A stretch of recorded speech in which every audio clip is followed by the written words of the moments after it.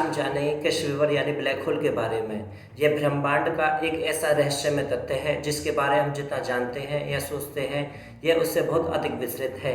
आइए इसके एक एक रहस्य की पड़ताल करते हैं और ब्लैक होल के बारे में विस्तार से चर्चा करते हैं। दुनिया के सामने सबसे पहले अपने विचार प्रकट करने वाले वैज्ञानिक प्रोफेसर जॉन मिशेल थे, जो कैम्ब्रिज यूनिवर्सिटी में अध्यापक थे, जिन्होंने अपने मत वर्ष 1783 में प्रस्तुत किए थे। परंतु प्रोफेसर पेरिमन साइमन ने ब्लैक होल को विस्तार पूर्वक समझाया था। ये वही विश्वविख्यात प्रोफेसर है जिन्होंने न्यूटन ऑफ फ्रांस कहा जाता है।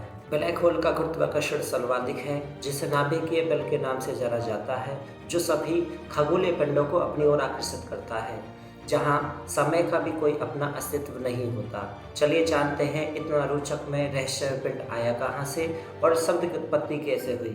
महान दार्शनिक पाइथागोरस ने ब्रह्मांड के क्रम में सबसे पहले कॉस्मोस शब्द का इस्तेमाल किया एवं अलेक्जेंडर वॉन हम्बोल्ट की प्रसिद्ध रचना कॉस्मोस में इसे विस्तार पूर्वक समझाया था।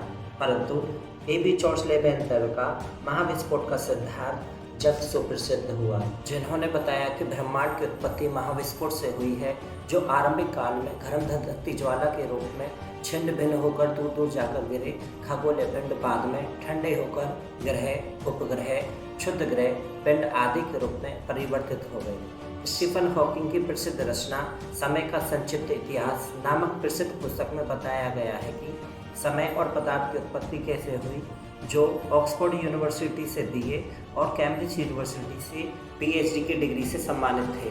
ब्लैक होल एक अत्यंत घनत्व और द्रव्यमान वाला पिंड होता है, परंतु यह याद रहे कि द्रव्यमान की तुलना में घनत्व का अधिक महत्वपूर्ण स्थान होता है। हम जानते हैं कि पृथ्वी और सूर्य इतने संकुचित नहीं हो सकते, क्योंकि ना तो पृथ्वी का द्रव्यमान और गुरुत्वाकर्षण बल इतना अधिक है और ना ही सूर्य का। लेकिन हमारे सूर्य से करोड़ों गुना बड़ा कोई तारा हो जिसका द्रव्यमान और घनत्व अपार मात्रा में मौजूद हो, तो वह अपनी इन विशेषताओं से ब्लैक होल बन सकता है। अक्सर ब्लैक होल तारे के ही बनते हैं, तो आइए ब्लैक होल के निर्माण को समझने से पहले हम तारों की रचना कैसे हुई वो समझते हैं। दरअसल तारों का जन्म आकाश गंगा में उपस्थित धूल व गैसों के सम्मिश्रण से होता है, जिन्हें निहारिका अर्थात नेबुला कहते हैं। इन निहारिकाओं में हाइड्रोजन की मात्रा सबसे अधिक होती है और कुछ मात्रा में हीलियम और बहुत कम मात्रा में कुछ अन्य तत्व पाए जाते हैं। जब धूल और गैसों के बने इन बादलों में यानी निहारिकाओं में घनत्व की अधिकता होती है, तो उस समय ये बादल अपने गुरुत्वा के कारण संकुचित होने लगते हैं और उसके अंदर ताप इतना अधिक बढ़ जाता है कि हाइड्रोजन के नाभिक आपस में टकराने लगते हैं और वे हीलियम के नाभिक का निर्माण करते हैं, जो गति व संकुचन के कारण वे एकजुट होकर गोलाकार रूप में परिवर्तित हो जाते हैं और इस प्रकार एक तारे का निर्माण होता है। लेकिन इस प्रक्रिया में कई करोड़ों वर्ष बीत जाते हैं। हमारे सूर्य का निर्माण भी ऐसे ही हुआ था। अब तापमापी संलयन से निकली प्रचंड ऊष्मा से ही तारों का गुरुत्वाकर्षण बल संकुचन में रहता है। इसलिए जब तारों में मौजूद हाइड्रोजन खत्म हो जाती है, तो वह धीरे धीरे ठंडा होने लगता है। अपने आप में ही ईंधन को समाप्त कर चुके 1.4 सौर द्रव्यमान से कम होने की स्थिति में इन तारों के अंदर एक विस्फोट होता है, जिसे हम सुपरनोवा कहते हैं। इस विस्फोट के बाद उस तारे का घनत्व वाला अवशेष शेष रह जाता है, तो अत्यंत घनत्व युक्त न्यूट्रॉन तारा बन जाता है।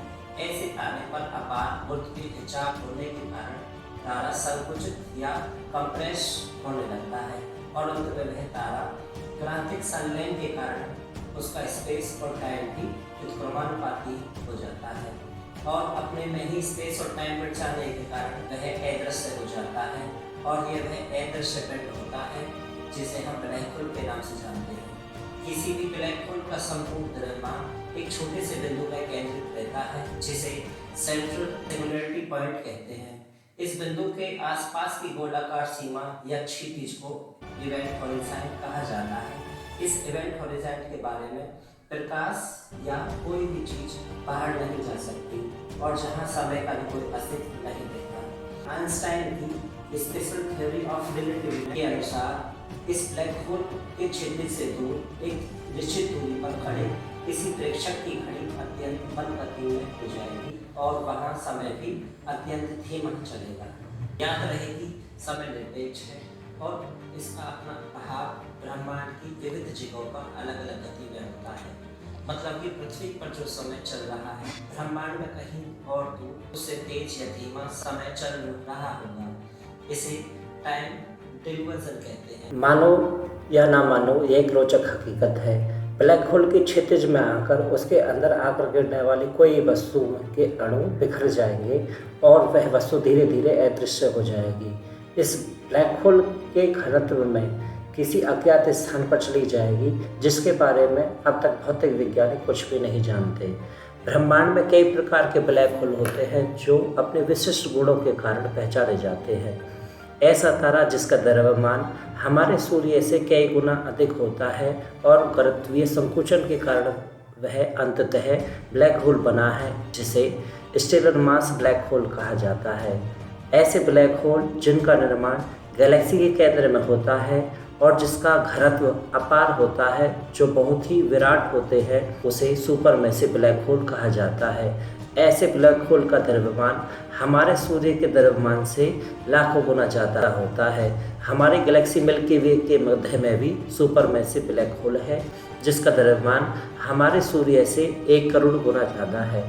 कुछ ऐसे भी ब्लैक होल होते हैं जिनका द्रव्यमान हमारे सूर्य से तो कम होता है, परंतु जिनका निर्माण गुरुत्वीय संकुचन के कारण भी नहीं होता, परंतु वे अपने केंद्र पक्के पदार्थ और ताप के संपीड़न होने से कारण होते हैं, जिसे प्री मॉड्यूलर या स्मॉल ब्लैक होल कहते हैं। इन लघु ब्लैक होल के बारे में भौतिक विज्ञानों का मानना है कि इनका निर्माण ब्रह्मांड की उत्पत्ति के समय में हुआ होगा। भौतिक वैज्ञानिक स्टीफन हॉकिंग के अनुसार हम ऐसे ब्लैक होल का अध्ययन कर ब्रह्मांड की प्रारंभिक अवस्था के बारे में बहुत कुछ जान सकते हैं। दोस्तों, हम में से कईयों के मन में ये प्रश्न उठता होगा कि ब्लैक होल प्रकाश को भी सोख लेते हैं और जिसके कारण वे ब्रह्मांड में अदृश्य मालूम होते हैं। तो आखिर ब्लैक होल का पता वैज्ञानिक कैसे लगा लेते हैं?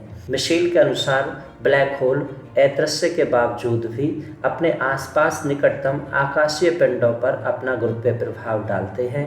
ऐसे तो बीच में अंधेरा होता है, लेकिन उसके आसपास की चीज़ें उस अंधेरे की ओर खिंच रही दिखाई पड़ती हैं। कभी कभी तो 2 तारे या 2 ग्रह एक दूसरे की परिक्रमा करते दिखाई पड़ते हैं, जिनके बीच में एक अद्भुत बड़ा काला धब्बा होता है। इस अवस्था में वहाँ पर ब्लैक होल होने की स्थिति मालूम होती है। कभी कभी तो ब्लैक होल किसी अदृश्य तारामंडल या गैलेक्सी के पदार्थ को अपनी ओर खींचकर निगल रहा दिखाई पड़ता है। इस अवस्था में ब्लैक होल की स्पष्ट रूप में पुष्टि हो जाती है।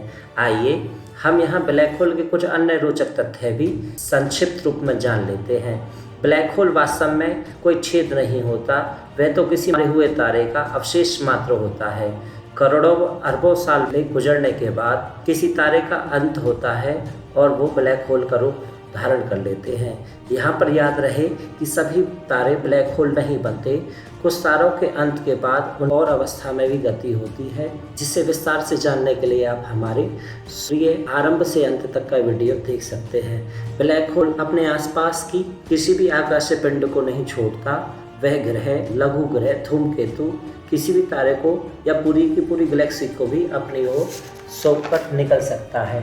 यहाँ पर ध्यान रहे, ब्लैक होल अपने गुरुत्वीय छोर में आने वाले किसी वस्तु को ही खींचेगा। उसके गुरुत्वीय घेरे के बाहर की कोई वस्तु उस घेरे में यदि आती है तो खिंच जाएगी और नहीं आती है तो उस पर प्रभाव नहीं डाल पाएगा। ब्लैक होल के बारे में मिशेल के समय में ही कहा और लिखा जाता था, लेकिन वैज्ञानिक पृथ्वीकरण के साथ दुनिया के सामने आने वाला सबसे पहला ब्लैक होल सिग्नस X1 था। इस ब्लैक होल की प्रत्यक्ष पुष्टि सन 1972 में की गई। साउथ यूरोपियन लेबोरेटरी के वैज्ञानिकों ने अब तक खोजा गया यह सबसे विशाल ब्लैक होल ढूंढ निकाला है। इस ब्लैक होल ने अपने मेजबान गैलेक्सी ADC 1277 का 14% द्रव्यमान अपने अंदर दे रखा है। वैज्ञानिकों ने अब तक का ब्लैक होल के बारे में बहुत सारी जानकारी प्राप्त की है और उसकी खोज में अनुसंधान में कई सारे प्रयोग किए हैं और आगे भी करते रहेंगे। आशा है आपको यह एपिसोड बहुत पसंद आया होगा। अगर आपका कोई प्रश्न हो या कोई सुझाव हो तो हमें कमेंट करके ज़रूर बताएं और हमारे वीडियो को देखने के लिए आप हमारे चैनल द जियो को ज़रूर सब्सक्राइब करें। आपका दिन शुभ और मंगलमय हो। Take care.